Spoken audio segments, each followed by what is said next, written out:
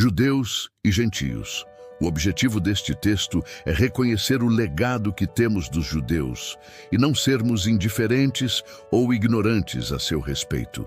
Precisamos despertar para a oração e clamor por sua conversão ao Senhor Jesus e pela reconciliação da unidade entre os judeus e gentios.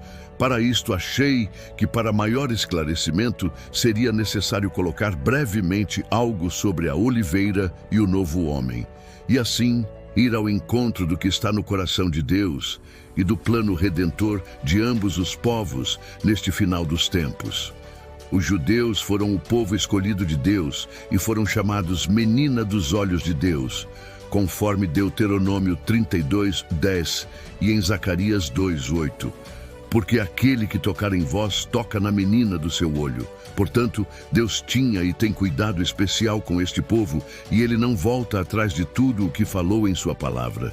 Deus escolheu este povo porque através dele iria nascer Jesus, confirmando assim que viria da linhagem de Abraão, Isaque e Jacó. O Senhor Deus não precisaria ter um povo escolhido, mas decidiu fazer as coisas desta forma em sua soberania e plano. Jesus teria que vir de uma nação para redimir o homem do pecado e escolheu Israel, o povo judeu. E os gentios, quem são eles? Todos que não são judeus. Hoje e também há muito tempo atrás, não deveria existir distinção entre os judeus e gentios, pois desde que Jesus nasceu, a salvação foi e é para todos. Deus fez, faz e fará a sua história. Uma fatia de sua história começou com os judeus e lemos em Gênesis 12:1-3, quando Deus diz: Abraão, sai da tua terra e da tua parentela e da casa de teu pai, e vai para uma terra que te mostrarei de ti. Farei uma grande nação e te abençoarei e te engrandecerei o nome. Sê tu uma bênção, porque abençoarei os que te abençoarem e amaldiçoarei os que te amaldiçoarem. Em ti serão benditas todas as famílias da terra. Deus chama Abraão e lhe faz uma promessa. A partir daí, esse povo estava nas mãos e direção de Deus, até hoje muitas vezes sobre disciplina severa, mas tudo por e com amor para cumprimento do seu plano eterno. Algo muito importante que devemos considerar é que os patriarcas e profetas eram judeus. O evangelho foi pregado primeiramente por eles, e a pregação se estendeu e foram alargadas as fronteiras por conta da diáspora. Temos o Antigo Testamento, 3 evangelhos e as epístolas que foram escritas por eles. Jesus nasceu judeu, ensinava na sinagoga, viveu em Israel, Jerusalém até a sua morte, e é ali que ele voltará. Em Atos, vimos que a igreja começou com os discípulos que eram judeus em união com os gentios que seguiam a Jesus. Então, temos um legado muito grande e uma riqueza da palavra de Deus deixada por eles. Quanta gratidão! Hebreus 1, versículo 1 e 2.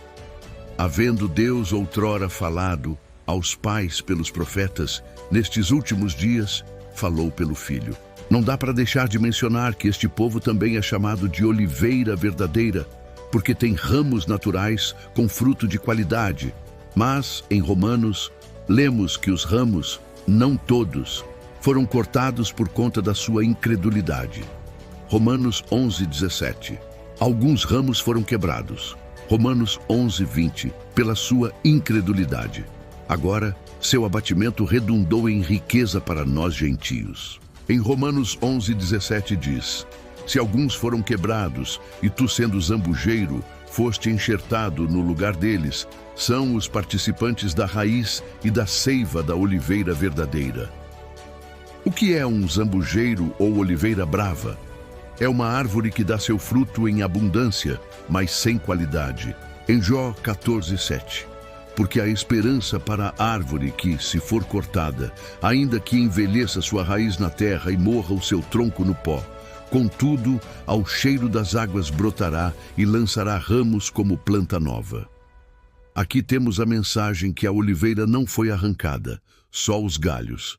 E por isso temos de nos envolver em oração, para que a oliveira venha dar frutos, judeus e gentios juntos. Os judeus são os frutos de qualidade reenxertados na oliveira, e os gentios enxertados, mas agora com fruto de qualidade, e assim agradam e glorificam a Deus. Não devemos nos orgulhar e ensoberbecer, e ser indiferentes pensando que gentios substituíram o povo judeu, pois Deus poderá nos quebrar, como quebrou os judeus. Romanos 8, 18 a 23. Orar pelos judeus e sua salvação para serem enxertados na oliveira, o papel de Israel, judeus convertidos, e da igreja, gentios convertidos, são equivalentes e precisam ser unidos em prol do reino de Deus na terra. E para isto, ainda que em nossos dias, algo muito relevante precisa acontecer que está no coração de Deus. O que é? Está em Efésios 2,14. Porque Ele é a nossa paz, o qual de ambos fez um, e tendo derribado a parede de separação que estava no meio, a inimizade. Este muro de separação deve ser derrubado, não por Deus, pois a morte de Jesus tudo consumou. Mas deve ser derrubado por nós homens, de ambos os lados. Muro do orgulho, feridas profundas, falta de perdão, indiferença. Eu preciso amar o outro, ter como alvo a unidade. Acabando a barreira, a inimizade é destruída. Haverá paz. Demolir o que os separa, agora construir pontes, juntos, judeus e gentios em Cristo, um só corpo. Ninguém é superior ao outro. Isto vai formando o novo homem, projeto de Deus. E nas diferenças não deve haver impedimento de sermos portadores das boas novas. Judeu é judeu e gentil é gentil, mas são um em Cristo, pois ambos têm acesso ao Pai, conforme Efésios 2,18. Na diversidade existe unidade. Estes, homem e mulher, são diferentes, mas no matrimônio se tornam uma só carne, sem perderem a identidade. Posso ser o que você é, sem deixar de ser o que sou. Ter a mesma fé em Cristo, sem deixar de ser judeu ou gentio.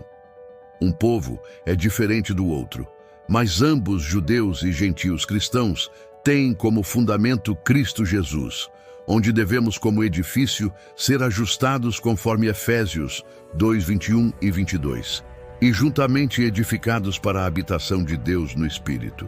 Muitos pensam que a noiva de Cristo são os judeus, outros pensam que são os gentios que são a noiva. Há um engano. Deus olha judeus e gentios cristãos, unidos pela cruz de Cristo, como um único povo, uma única noiva. O sangue de Cristo nos enlaçou, nos uniu, nos quer como um novo homem. Ambos, os de perto, judeus, e os de longe, gentios, foram aproximados pela cruz. O desejo que está no coração de Deus é a reconciliação, buscar o que se perdeu. Efésios 2,16. Reconcilia-se ambos em um só corpo com Deus, por intermédio da cruz, destruindo a inimizade. O projeto de Deus se cumprirá e está a caminho. Um novo homem. Oramos muito por missões, igreja, etnias, e está correto, mas se ora muito pouco por Israel, judeus, para sua conversão. Paulo nos alerta em Romanos 10, 1.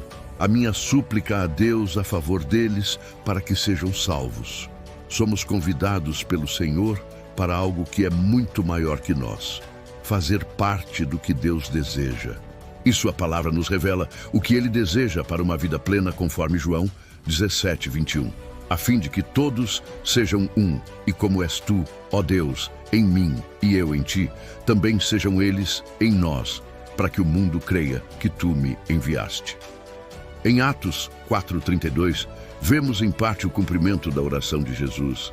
Da multidão dos que creram, era um só coração e uma só alma. Jesus anseia por esta unidade.